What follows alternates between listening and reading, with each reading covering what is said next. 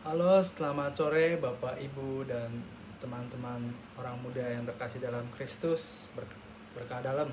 Eh, di sini saya ingin membagikan sedikit pengalaman saya tentang belas kasih. Sebagaimana belas kasih itu sendiri bukan hanya sekedar kata-kata saja, melainkan sebuah panggilan tulus untuk mencerminkan kasih Tuhan dalam hidup kita, terutama dalam aspek kehidupan kita.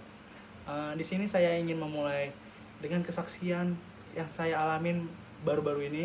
Uh, Beberapa minggu lalu saya sedang naik motor keliling Jogja.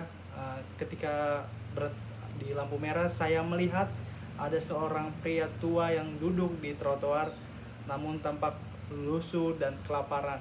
Lalu saya berhenti dan bertanya kepadanya, uh, apakah dia perlu bantuan. Pria itu mengatakan bahwa dia adalah seorang pengemis yang telah kehilangan uh, dua anaknya dan istrinya. Uh, di situ saya merasa tergerak untuk membantu pria itu untuk membelikan makanan dan minuman. Dan saya mendengarkan cerita itu. Pria itu menceritakan tentang bagaimananya sulitnya yang telah alamin, tentang keluarganya yang telah meninggalkannya. Di situ saya merasa tersentuh oleh cerita pria itu. Saya menyadari bahwa banyak orang di dunia ini yang sangat membutuhkan bantuan, terutama kita sendiri harus membantu satu sama lain tentunya. Kesaksian ini mengingatkan kita pentingnya persaudaraan. Paus Fransiskus pernah mengatakan bahwa persaudaraan adalah seni hidup bersama, yang berarti bahwa kita harus belajar untuk saling menghormati kepada sesama dan memahami sesama. Kita juga harus belajar untuk bekerja sama untuk membangun dunia ini yang lebih adil dan damai.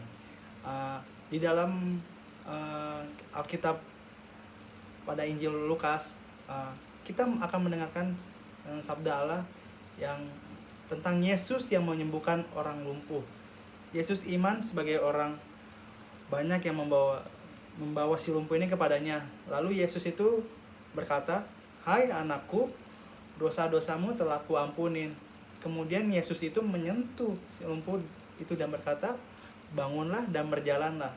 Di dalam perikop ini mengajarkan kita tentang kuasa belas kasih Allah. Allah mengampuni dosa-dosa kita dan menyembuhkan kita dari penyakit kita. Nah, di dalam homil saya ini saya ingin membagikan belas kasih yang terabaikan dalam kehidupan gereja. Seperti di dalam puisi yang berjudul Pelukan Belas Kasih. Di dalam puisi tersebut ada satu bait, di dalam riuh dunia belas kasih datang, pelukan hangat cinta yang membara, seperti embun pagi yang lembut menyentuh. Belas kasih membangun menyatukan hati. Belas kasih adalah salah satu nilai. Belas kasih itu adalah cinta, bagaimana kita mencintai kepada sesama manusia tanpa memandang satu sama lain.